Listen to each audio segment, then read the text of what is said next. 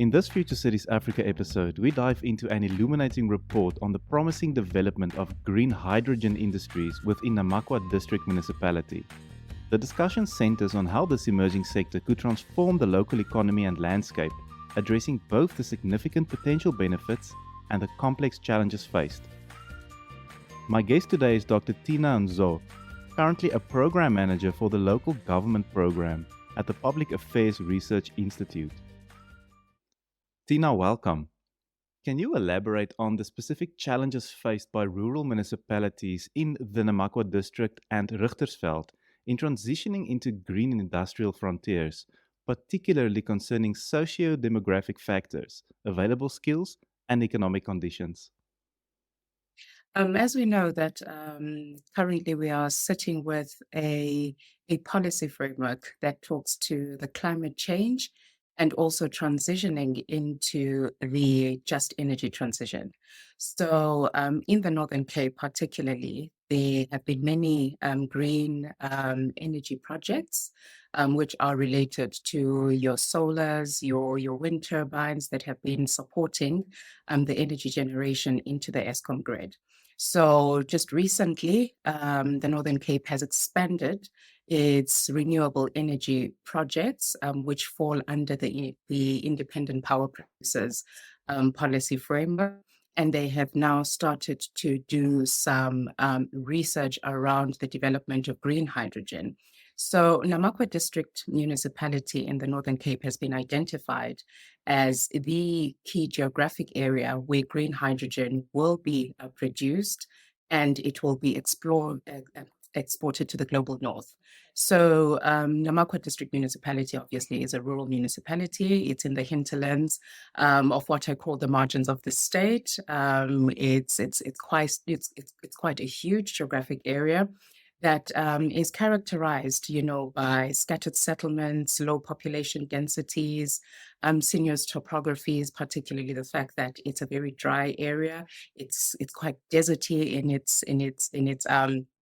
climate fragmentation, and it also has very low economic activities, yet at the same time, it is quite endowed because historically, Namakwa District Municipality used to be copper and diamond mining region in South Africa. So therefore, with the years, as it has grown to be an area that is known for natural and mineral resources, unfortunately, it has experienced an economic decline due to the fact that the copper mines historically had closed, and the diamond mining that had been happening in Namakwa district has actually being commissioned over the years. So economically, it's sitting with a very low economic activity in that area, which is one of the biggest problems that they are faced with. So the green hydrogen development was seen as an opportunity of actually transforming that area from being dependent on minerals and resources, but also bringing in the green hydrogen, or should I say, being a frontier for green economies in the future. So that is one of the critical areas that Namakwa is faced with within its transition. What are the comparative advantages of the Buchelbaai Green Hydrogen Development Zone, and how do these advantages contribute to its potential as a key player in the green hydrogen industry? Okay, geographically, Namakwa district is on the west coast of South Africa. It's actually below the border of Namibia. So it's situated in the Atlantic coastal area, which gives Namakwa a comparative advantage when it comes to the whole processing of green hydrogen, because green hydrogen demands the desalination process using water. And since Namakwa has this very deep ocean, which is the Atlantic Ocean, it provides that with that natural resource of actually doing the desalination process. But at the same time, it also has a west coast that has a deep sea, which is also another advantage of developing a port. Because when you look at the green hydrogen export plans that they have in the future, these exports will be mainly going to the global north. We've got investors in European countries such as Germany, the UK, who are very interested in importing green hydrogen. We also have the US as well, which has made quite concerted efforts in being an investor in the green hydrogen production. So then the Atlantic Ocean would provide that comparative advantage of actually exporting the green hydrogen to the global north without necessarily having to use the East Coast, because currently we are mainly dependent on the harbors, which are on the Indian Ocean side. So it makes economic sense. And then secondly, because the Northern Cape already has these independent power producers, such as your solars, your wind turbines, the process of using energy is actually dependent on these renewable energy resources that can be used for the production of green hydrogen. And then thirdly, the availability of land in Boko Bay. Remember, Namakwa has got huge vast of land, which are mostly uninhabited land. So the assumption was that there wouldn't be an issue in terms of acquiring land, although in reality, through this research, we found that that was quite a difficult process in acquiring that piece of land, because that piece of land was under the Communal Property Association, and it's very protected because it was land that was given back to the communities of Richtersveld, who were marginalized and dispossessed of land during the diamond mining era. So those are the comparative advantages.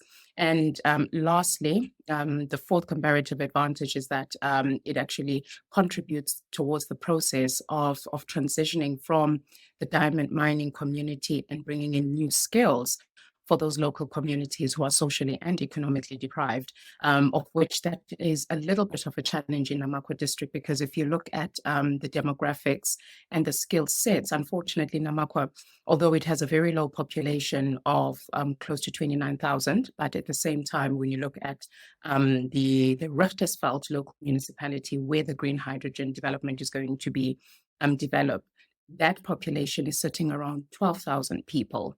And it's a population that only has less than 20% of its younger population who are above the ages of 20, who have a post-matric or some form of qualification that could actually contribute towards the skilled workers which will be needed in this process, especially when you look at your STEM skills in the engineering and mining, because this sector is a sector that is highly technologically driven, and it needs a lot of engineers. So it's quite problematic in the sense that it will in very, very great challenges in contributing towards those skill sets that will be needed. And there's a likelihood that those skills will have to come from outside of Namakwa.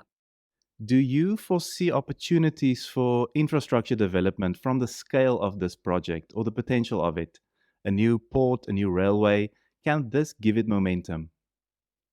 Currently, there are plans to develop that port. In fact, the development of the port was placed onto the agenda of infrastructure more than 10 years ago, when the former Premier Sylvia Lucas was still Premier. She had strategically identified that area as part of the SIPS program, where they wanted to develop that port so that it can actually alleviate some of the logistical stresses that the other ports, such as Durban and also Richards Bay, in terms of using that area to export the mineral resources, particularly taking into account that it's on the Atlantic Ocean and it has closer geographic access to the global north.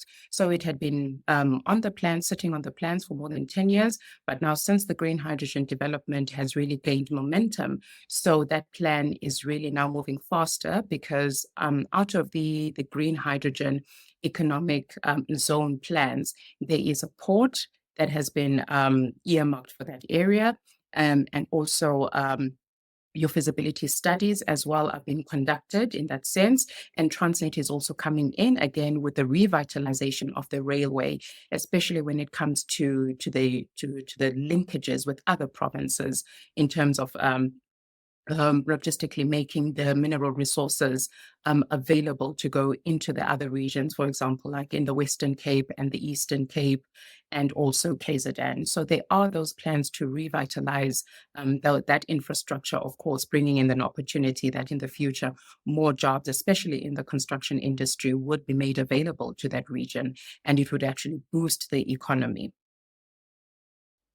Tina, could you discuss the challenges encountered in coordinating planning efforts within special economic zones and rural economic development zones, specifically focusing on the difficulties in implementation and current coordination issues in the Boegoebaai SEZ? So in South Africa, when it comes to economic development, there are policy tools such as the special economic zones that are used, to guide, economic activities or enhance economic activities and planning that can attract international investments, which could potentially, contribute towards the growth of the economy of the country. So in this region of Namakwa, there is a special economic zone policy framework that has been developed, but it has been developed for the mining sector, for the zinc mining that is going to take place in Aggeneys. And also there are prospects of revitalizing the copper industry because of new technologies that have been developed that can actually contribute towards more economic activities in extracting copper, because copper was decommissioned many years ago because obviously technologies were not yet developed where, you can actually still find copper in the tailings and even dig deeper to get more copper. So now there are prospects to do that and they fall under the SEZs. But then what has happened is that with the green hydrogen development, it now falls under the renewable energy development zone. And now, since they have a roadmap for green hydrogen development, it actually has been placed under the green hydrogen development zone. So you have SEZs, REDZ, and GHDZs. So it's quite a number of these policy frameworks. But then one thing that we have noticed over the years, starting from the SEZs, because in South Africa, we do have various SEZs in KZN, in the Richards Bay Port, the Dubai Port, in the Eastern Cape as well. We find those in the Kruger ports as well. So there are quite a lot of them, a number of them. But then in Africa, we found that, including South Africa, that some of these SEZs have really performed very poorly in terms of the foreign direct investments that they're supposed to attract, and also making sure that there is sustainable employment for revenue generation, and also making sure that municipalities derive some benefits out of these. So one of the critical factors that also contribute to the poor performance of SEZs is that there's a lack of agency coordination, especially when you look at the mismatch between the SEZs sectoral focused and the host country's comparative advantage. And there's also this lack of provision of adequate infrastructure, poor environmental and social and governance performance, and also the lack of coordination when it comes to high political support, and also these unclear business strategies, because remember, SEZs, they fall into a geographic location is within a demarcation of a municipality.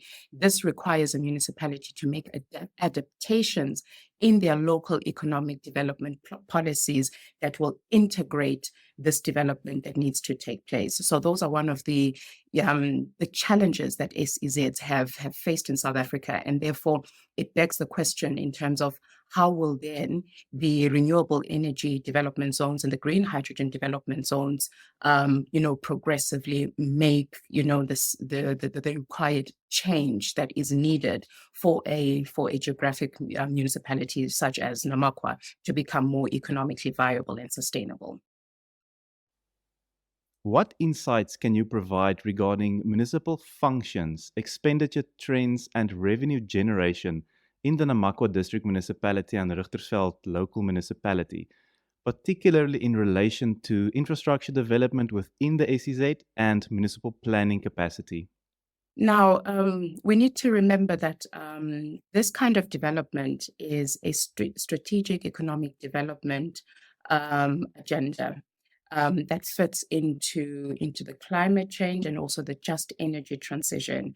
So the state structures that play a significant role in this development are at national level. As you have seen, that the president has been doing quite a lot of, foreign direct investments, lobbying internationally to get the international partners to invest in this industry, because it feeds into the economy and it also articulates our just energy transition. And then secondly, at subnational level, we have the Office of the Premier, which also plays a very important role, and a role that is similar to what the presidency plays, especially the Climate Change Commission and the infrastructure um, structure that is at national level. So the Office of the Premier in the Northern Cape has played that significant role in terms of the outbound missions of actually getting more investments into the Northern Cape. But then in the Northern Cape, they've also have another structure, which is the Northern Cape Economic Development Agency, which also plays that coordinating structure and as well for lobbying investments. But then now when you have to look at local government level, the district municipalities are supposed to be playing a coordinating role, because at the end of the day, even though this program is a national economic program, but at the same time, it will be taking place in a geographic area. And this means that local government within that area in Namakwa District have to actually contribute significantly into the regional and economic and social planning that is required to support the green hydrogen development. So therefore, it means that municipalities need to provide with the necessary socio-economic infrastructure and supporting services to the business of green hydrogen that might directly or indirectly arise from the green hydrogen initiative. So in this sense, what I have actually observed out of my research is that because Namakwa municipality is a rural district municipality with a lot of local rural municipalities, particularly Richtersveld, where the green hydrogen port and the development plant is going to be taking place. This area does not have a lot of economic activities which actually contribute towards the revenue generation of the local municipalities, where there would be potentially a capital budget that can be generated to start developing the necessary infrastructure that will be needed, especially your bulk services.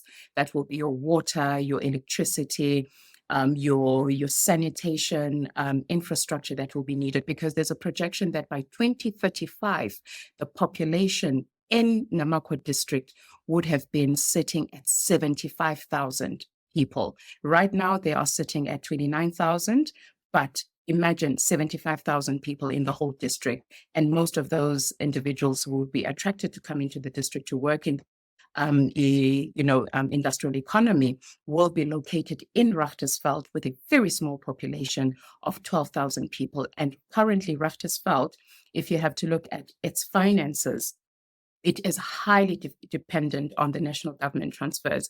I mean, 72% of its budget comes from the national government transfers, and they are only able to generate only 20% revenue from the municipal trading services, such as your water, electricity, property rates, and solid waste. So this means that there is a likelihood that there's going to be a greater demand with the population that is expected by 2035.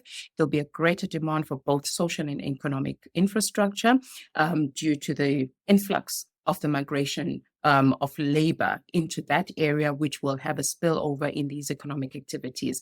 And it will put a lot of pressure on the existing municipal infrastructure on service delivery, because this infrastructure will be needed to support this population and also these industrial activities. And those are one of the critical areas that I think that there is very little attention being paid into the future projection of the development of the Richtersveld and Namakwa district, where it will need quite extensive support when it comes to financing for infrastructure development. These challenges do come with growth, but who needs to take control here and drive this forward?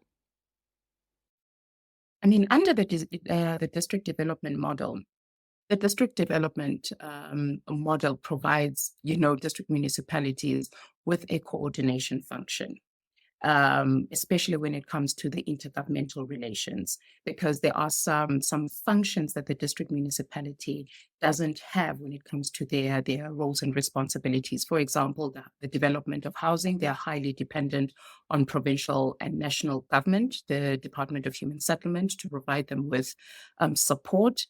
This also includes bulk infrastructure when it comes to water. the Department of Water and Sanitation also has to play a big role in providing that support.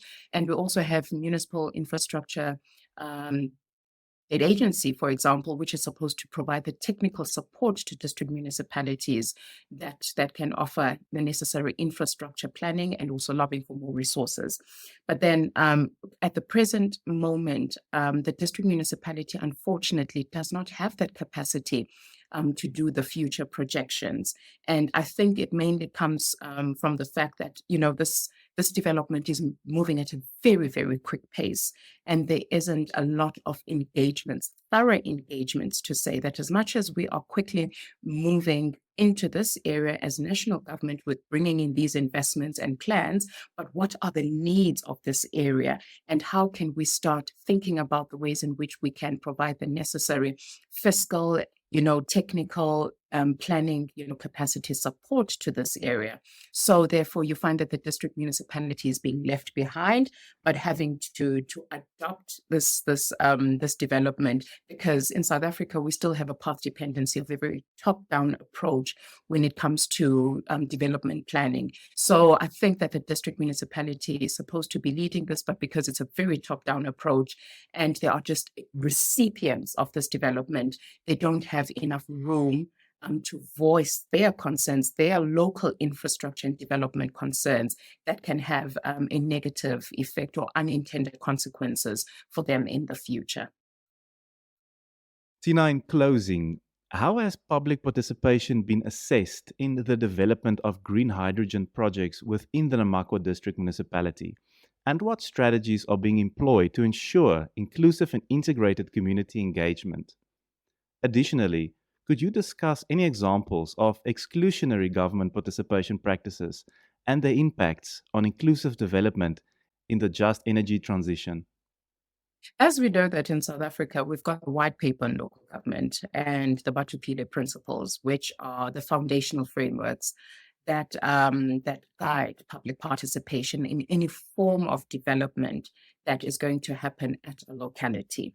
So these frameworks ought to actually, take a very bottom-up approach, where, for example, if there has been a proclamation of a development that's going to take place, a local municipality with its local structures, such as ward committees, where councillors sit in those ward committees, ought to actually start the engagements with their communities in their wards, in their neighborhoods, or any geographic location within that municipality, so that the views of the communities get to proliferate in the design and also the implementation of a development in that particular area. And secondly, these kinds of development also need to find expression in the IDPs, the integrated development plans, because these kinds of developments are going to be located in a certain area which ought to have some form of impact in the social, cultural, and also economic activities in those geographic areas. So in this case, when I was actually having a conversation with some of the community members and also following, the unfolding events, one thing that I had observed was that the community members were actually dissatisfied with the way in which public participation had been handled, particularly in Namakwa District and also Richtersveld. And when I say Namakwa District, because these communities are very much interlocated due to their historical connections, their cultural and identity connections. So the demarcation of Richtersveld is not just only exclusionary to other local municipalities, but these communities move seamlessly within the district. So they found that participation has really not been inclusive in the sense that it was very centralized. What provincial government would do was that it would call these public participation sessions, because SASOL is involved in doing the feasibility study. So SASOL and the Office of the Premier and the Northern Cape Economic Development Agency would call these imbizos, which are supposed to facilitate these discussions. But remember, these are mass meetings where you really don't qualitatively get to engage with communities. I mean, the first lamentation that I got from communities was that they don't even understand the concept of just energy transition. They don't even understand green hydrogen and its industrialization process. They don't really understand what kind of skills or future skills they have to start preparing, and how can they actually even participate in educational programs that can enhance these skills, so that the local communities and also the younger generation could participate economically. So it's these concepts where you will find that meaningful deliberative participation could actually play a significant role in working with your communities in a development such as this one. So I found that to be quite problematic in that sense, because it seemed like it was a tick box exercise.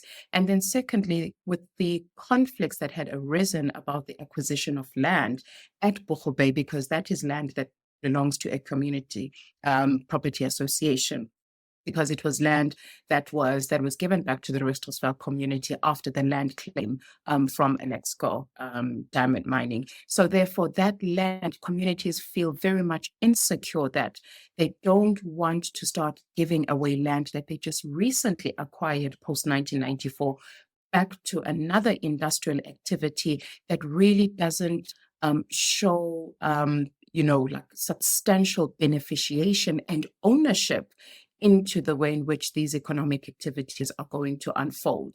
So they are very skeptical about that. And they are really not very clear in terms of how much beneficiation will really go back into these communities and how substantial is this beneficiation. So those conflicts had arisen. And I think through deliberative forms of participation, these fears could have been allayed, more negotiation could have taken place, and greater understanding would have been transplanted to these communities, so that they don't actually get these concerns. So therefore, I think that when it comes to participation, really, this has been lacking. And some of the exclusionary ways in which participation has also happened is that I sense that there's quite a lot of politics that have been brewing in this community, because one of the things that these communities have told me during the research was that they were very selective in the way in which they would invite people to participate in these imbizos. And what they had also observed is that people who participated were people who are known from the community, who were supporters of the ruling party, the majority. And they were used, to rubber stamp the acquisition of land, and also the endorsement of this project. And other communities who were known not to be supporters of the ruling party were marginalized in that sense. So you can also see that party politics also played a major factor, because at the end of the day, what we also have to think about, that this is a national program, and obviously the government of the day in the Northern Cape wants to use this as a flagship for its own political gains in future. So those dynamics are there at local government level, and we need to be conscious of these complexities that arise, and how politics can also feed into exclusionary practices. A special thank you to Thina and Zo for this insightful conversation on Future Cities Africa.